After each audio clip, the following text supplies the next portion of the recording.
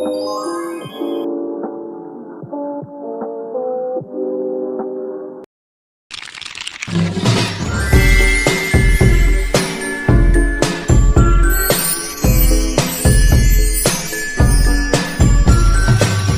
persarafan. Sistem persarafan adalah sistem yang mengatur komunikasi antara berbagai bagian tubuh dengan menggunakan impuls listrik.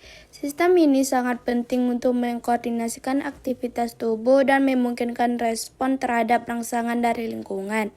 Sistem persarafan terbagi menjadi dua bagian, yaitu sistem saraf pusat dan sistem saraf tepi.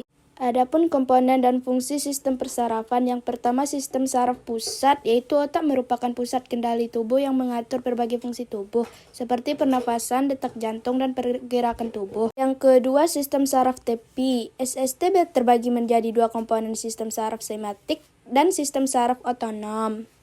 Yang ketiga adalah neurons atau sel saraf. Neurons adalah sel utama dalam sistem persarafan yang bertanggung jawab untuk mengantarkan impuls listrik. Neurons terdiri dari tiga bagian utama, yang pertama dendrit, badan sel, dan akson. Selanjutnya fungsi sistem persarafan. Yang pertama untuk menerima dan mengelola informasi, yang kedua untuk koordinasi tubuh, ketiga pengaturan fungsi tubuh otomatis, yang keempat memori dan belajar. Selanjutnya sistem endokrin. Sistem endokrin adalah sistem pengaturan tubuh yang terdiri dari kelenjar yang memproduksi hormon. Hormon ini disekresikan langsung ke dalam darah dan bekerja sebagai pembawa pesan untuk mengatur berbagai proses tubuh seperti pertumbuhan, metabolisme, reproduksi, dan respons terhadap stres. Cara kerja hormon. 1. Hormon sebagai pembawa pesan akan tersirkulasi di tubuh melalui aliran darah. Yang kedua, lalu masuk ke dalam sel dan mempengaruhi organ-organ tubuh. Yang ketiga, organ tubuh akan menerjemahkan pesan tersebut menjadi suatu tindakan. Fungsi sistem endokrin. Yang pertama, pengaturan metabolisme. Yang kedua, pengaturan pertumbuhan dan perkembangan. Yang ketiga, regulasi mood dan emosi. Yang keempat, pengaturan reproduksi. Yang kelima sebagai keseimbangan elektrolit dan cairan. Selanjutnya, sistem reproduksi. Sistem reproduksi adalah sistem organ dalam tubuh yang bertanggung jawab untuk menghasilkan keturunan dan mempertahankan kelangsungan spesies. Sistem ini berfungsi untuk menghasilkan sel-sel kelamin sperma dan ovum, menyatukan kedua sel kelamin tersebut dalam proses fertilisasi, dan serta mendukung perkembangan janin selama kehamilan.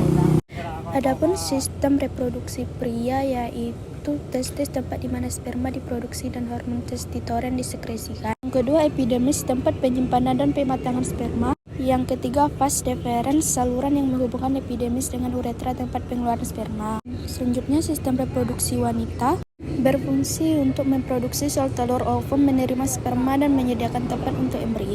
Berikut organ-organ reproduksi pada wanita, yaitu aquarium, organ berbentuk almond yang tercetak pada rongga perut, berfungsi sebagai memproduksi sel telur, hormon estrogen, dan progesteron.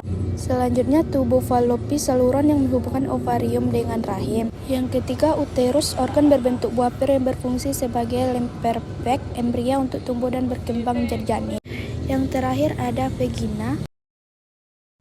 Sistem integumen. Sistem integumen adalah sistem tubuh manusia yang terdiri dari kulit, rambut, kuku, dan kelenjar yang terkait. Sistem ini berfungsi untuk melindungi tubuh dari berbagai macam faktor luar seperti kuman, suhu ekstrim, dan bahan-bahan kimia berbahaya. Selain itu, sistem integumen juga memiliki peran penting dalam pengaturan suhu tubuh, penerimaan rangsangan sensorik, serta produksi vitamin D.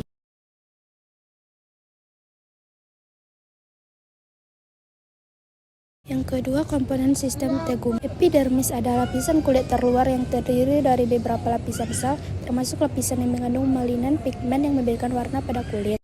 Dermis adalah lapisan yang terletak di bawah epidermis, terdiri dari jaringan ikat yang mengandung pembuluh darah, saraf, folikel rambut, kelenjar keringat, dan kelenjar minyak.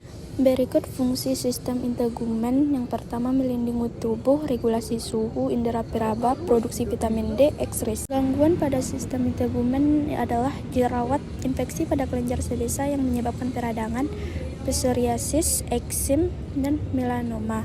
Selanjutnya, sistem muskuloskeletal. Apa sih sistem muskuloskeletal itu? Muskuloskeletal adalah sistem terdiri dari otot, jaringan ikat, saraf, serta tulang dan sendi. Sistem ini berperan penting dalam gerakan tubuh manusia. Oleh karena itu, bila sistem muskuloskeletal terganggu, kemampuan dalam bergerak dan melakukan aktivitas pun bisa terganggu. Kali ini kita akan membahas tentang bagian dari muskuloskeletal, yaitu tulang manusia. Berikut nama-nama tulang yang bisa kita lihat. Terdiri dari nama-nama tulang yang berjumlah sekitar 30. Nah, itu tadi teman-teman bagian-bagian dari tulang rangka manusia atau sistem muskuloskeletal.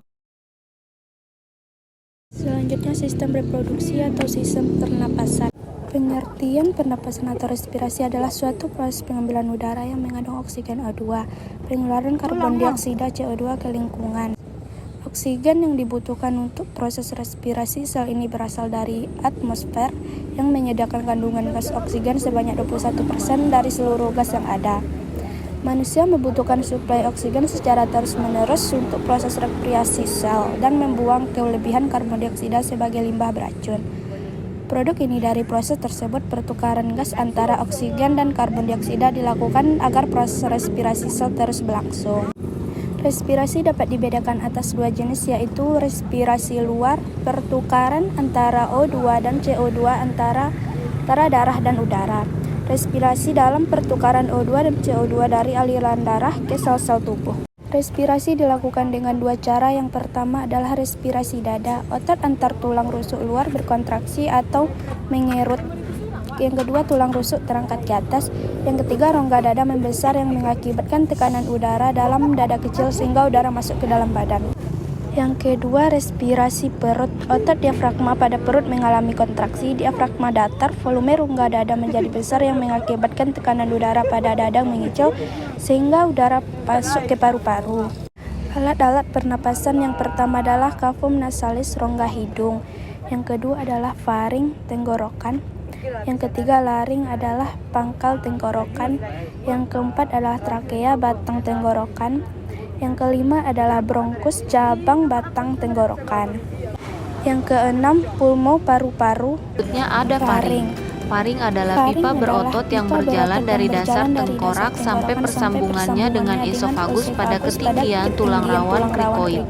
Faring merupakan percabangan dua saluran yang menghubungkan orofaring dan nasofaring. Faring sendiri memiliki panjang 12-14 cm dan memanjang dari dasar tengkorak hingga vertebra cervicalis ke-6. Udara yang telah sampai ke faring telah diatur kelembapannya sehingga hampir bebas. Ada laring. Laring adalah organ yang berongga yang terletak antara faring dan trakea. Dindingnya dibentuk oleh tulang rawan tiroid dan krikoid. Laring berfungsi untuk membentuk suara dan menutup trakea pada saat menelan. Ada dua lipatan mukosa, yaitu pita suara palsu dan pita suara. Celah di antara pita suara disebut. Selanjutnya, sistem kardiovaskular. Sistem kardiovaskular atau sistem peredaran darah adalah organ sirkulasi darah yang terdiri dari jantung, pembuluh darah, komponen darah, paru-paru, dan organ yang berfungsi memberikan dan mengalirkan suplai oksigen dan nutrisi ke seluruh jaringan tubuh yang diperlukan dalam proses metabolisme tubuh. Jantung adalah organ tubuh yang terdiri dari kumpulan otot yang berfungsi memompa darah ke seluruh tubuh. Ukuran jantung kurang lebih sebesar genggaman tangan. Berat jantung kira-kira 250-400 gram, memompa 60-40 kali per menit. Denyutan. 1 kali denyutan kurang lebih mengangkut 70 darah. Dalam 1 menit kurang lebih jantung memompa 5 liter darah. Ada 3 bagian utama pada jantung, yaitu bilik jantung, kutub-kutub jantung, pembuluh darah. Selanjutnya, jantung terdiri dari 4 ruang, yaitu atrium kanan, vertikal kiri, dan atrium kiri. Cara kerja peredaran darah itu vena cava superior, vena cava inferior, darah masuk ke atrium kanan dan mengalir ke ventrikel vertikal kiri, melalui kutub triskipudalis, dari ventrikel kiri darah masuk ke arterial arteri pulmonalis, lewati kutub seminolaris atau pulmonalis. Dari arteri pulmonalis darah masuk. Selanjutnya, sistem pencernaan pada manusia. Sistem pencernaan adalah organ dalam tubuh yang berfungsi untuk mengatasi asupan makanan, menghancurkan atau menyerap nutrisi dan air, serta membuang zat-zat sisa dari dalam tubuh. Yang pertama adalah mulut. Mulut adalah berfungsi untuk mengunyah dan menghancurkan makanan. Yang kedua adalah kerongkongan. Kerongkongan berfungsi untuk menelan makanan dan menyalurkan ke dalam perut. Yang ketiga adalah lambung. Lambung berfungsi untuk menampung dan menyerap nutrisi dari makanan. Makanan berada di dalam lambung sekitar 3-4 jam. Yang keempat adalah hati dan empedu. Organ hati berfungsi untuk menetralkan racun yang terkandung dalam makanan dan kemudian disekresikan menjadi kandungan empedu. Yang kelima adalah usus. Usus halus berfungsi untuk menyerap sebagian besar nutrisi yang terkandung dalam makanan. Makanan berada di dalam usus halus sekitar 6-7 jam. Selanjutnya adalah usus besar. Usus besar berfungsi untuk menyerapkan air dan menghapus sampah dari dalam tubuh. Itulah penjelasan tentang sistem pencernaan manusia, organ dan fungsi-fungsinya. Selanjutnya adalah sistem perkemihan. Sistem perkemihan merupakan organ vital yang berperan dalam ekskresi dan eliminasi sisa hasil metabolisme tubuh dan dalam keseimbangan dan meabsorpsi air dan substansi terlarut dalam darah, serta mengeliminasi setiap substansi yang tidak dibutuhkan tubuh. Berikut kita bisa lihat gambarnya. Selanjutnya adalah fungsi sistem perkemihan. Yang pertama, untuk meregulasi volume darah dan tekanan darah dengan mengeluarkan sejumlah cairan ke dalam urin dan melepaskan eritropoietin serta melepaskan renin. Yang kedua, untuk menstabilkan pH darah dan dengan mengontrol jumlah keluarnya ion nitrogen dan ion bikarbonat ke dalam urin. Yang ketiga, menghemat pengeluaran nutrisi saat pembuangan nitrogen, urea, dan asam urat. Yang keempat adalah membantu hepar untuk mendeteksi racun selama kelaparan, deaminasi asam amino. Selanjutnya adalah organ sistem perkemihan. Yang pertama adalah ginjal, yang kedua ureter, yang ketiga kandung kemih, yang keempat uretra. Ginjal adalah saluran kemih berbentuk seperti kajang dengan sisi cengkungnya menghadap ke medial. Terletak di rongga retrobunal bagian atas. Cekungan ginjal disebut hilus renalis. Ukuran dan berat ginjal tergantung pada jenis kelamin dan umur. Ginjal pria relatif lebih besar ukurannya daripada wanita. Ukuran ginjal orang dewasa sekitar panjang 11,5 cm, lebar 6 cm, dan tebal 3,5 cm, dengan berat antara 120-170 gram atau sekitar 0,4%. Ginjal berfungsi untuk mengatur volume air tubuh. Ketika tubuh mengalami kelebihan cairan, maka ginjal akan mengekskresikan cairan. Dan pada kondisi kekurangan cairan, membuat ginjal berusaha mempertahankan jumlah air sehingga konsentrasi air lebih pekat. Kedua, imbangan osmotik dan ion. Fungsi ini terjadi dalam plasma bila terdapat pemasukan dan pengeluaran ion yang abnormal. Ketiga, ginjal akan berusaha mengatur keseimbangan asam basa tubuh. Ginjal akan mengekskresikan urin sesuai perubahan pH darah. pH urin bervariasi. Yang keempat adalah mensekresi sisa metabolisme. Sisa metabolisme ginjal terdiri dari ureum, asam urat, dan kreatin. Dengan bahan-bahan yang diekskresikan ginjal antara lain zat toksik, obat-obatan, selanjutnya kandung kemih atau vesika urinaria atau bladder adalah organ berongga yang menampung urin, terletak di sebelah anterior, tepat di belakang os pubis, yang dapat dipalpasi dan perkusi saat pemeriksaan fisik. Kandung kemih terdiri dari 3 lapisan otot polos yang berfungsi mengosongkan kandung kemih saat persarafan utama kandung kemih ialah nervus pelvicus yang berhubungan dengan medula spinalis melalui plexus sacralis, terutama berhubungan dengan medula spinalis. Selain nervus pelvicus, terdapat 2 tipe persarafan lain yang penting untuk kandung kemih, yaitu nervus. Organ berikutnya adalah uretra. Uretra merupakan tabung yang menyalurkan urin keluar kandung kemih. Ada 2 sphincter uretra, yaitu sphincter eksterna dan sphincter interna. Sphincter eksterna ada di batas uretra anterior dan posterior yang terdiri atas otot polos yang diatur sistem saraf simpatetik. Perbedaan panjang antara saluran uretra pria dan wanita. Panjang uretra pria dewasa antara 23 sampai 25 cm yang berfungsi sebagai saluran reproduksi. Sedangkan panjang uretra wanita antara 3 sampai 5 cm. Akan membahas tentang konsep berkemih. Pertama, kita akan pelajari tentang urin, karakteristik urin, Yang kedua adalah pembentukan karakteristik urin, yang ketiga dan proses pembentukan berkemih. urin. Yang keempat proses berkemih. Urin atau air Urin seni atau air adalah seni produk adalah akhir produk dari sistem akhir dari perkemihan sistem perkemihan. melalui proses Melalui filtrasi oleh glomerulus, glomerulus, sekresi dan absorpsi oleh tubuli. Urin terkonsentrasi mengandung sedikit air dan produk sisa metabolisme untuk dikeluarkan. Karakteristik urin. Urin terdiri atas 95% air yang mengandung zat terlarut, yaitu pertama ada zat buangan nitrogen, urea dari protein, asam urat dari katabolisme. Kedua ada asam kristal atau asam hipurat yang berasal dari produk pencernaan seperti ketika kita memakan sayuran melemak dengan unsur pendukung dalam jumlah yang kecil.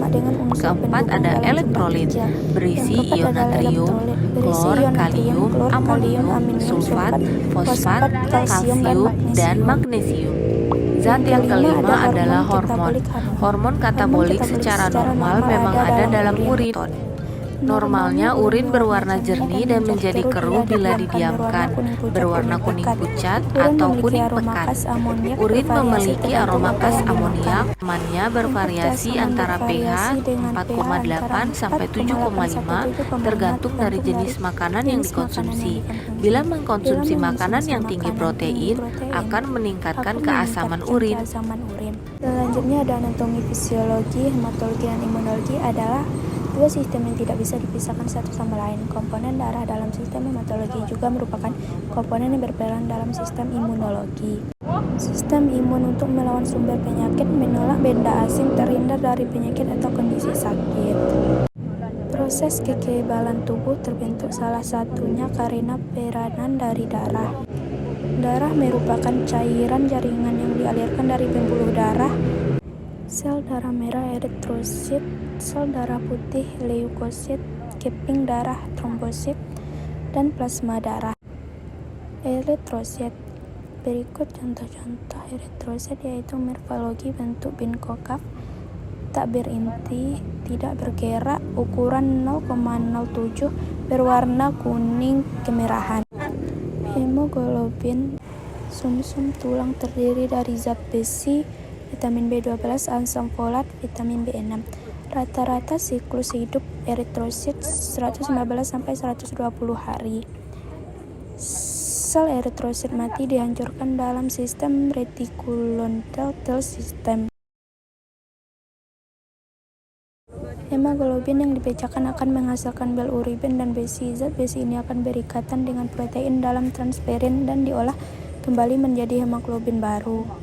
Fungsi eritrosit untuk mengikat O2 dari paru untuk diedarkan ke seluruh jaringan. Mengikat CO2 dari jaringan tubuh untuk dikeluarkan melalui paru. Selanjutnya ada leukosit. Berumur sekitar 12 hari keluar dari pembuluh kapiler apabila ditemukan antigen. Morfologi leukosit berbentuk bening, tidak berwarna, berinti dengan ukuran lebih besar dari eritrosit, memiliki kemampuan diapedesis dengan perantaraan kaki palsu atau pseudopodia, memiliki masa hidup dalam darah antara 5 sampai 9 hari. Trombosit yang tua akan mati dan diambil dari sistem peredaran darah oleh makrofag jaringan. Lebih dari separuh trombosit diambil oleh makrofag di dalam limpa pada saat melewati organ. Protein plasma mencapai 7% dari plasma dan merupakan satu-satunya unsur pokok plasma yang tidak dapat menembus membran kapiler untuk bisa mencapai sel. Fungsi plasma darah yaitu mengangkut sari makanan ke sel-sel serta membawa sisa pembakaran ke sel ke tempat pembuangan dan berperan menghasilkan zat kekebalan tubuh terhadap penyakit atau zat antibodi. Terdapat 3 jenis protein plasma yaitu albumin, globulin, dan fibrinogen. Albumin merupakan protein terbanyak, sekitar 55-60%. Dia disintesis di dalam hati dan bertanggung jawab untuk mempertahankan tekanan osmotik poluid darah untuk bisa tetap normal. Globulin membentuk sekitar 30% protein plasma dengan fungsi utama sebagai molekul pembawa lipid, beberapa hormon, berbagai substrat, dan zat penting lainnya. Sedangkan gamma globulin atau imunoglobulin berperan sebagai antibodi. Fibrinogen membentuk sekitar 4% protein plasma. Disintesis di hati dan merupakan komponen esensial dalam mekanisme pembekuan darah.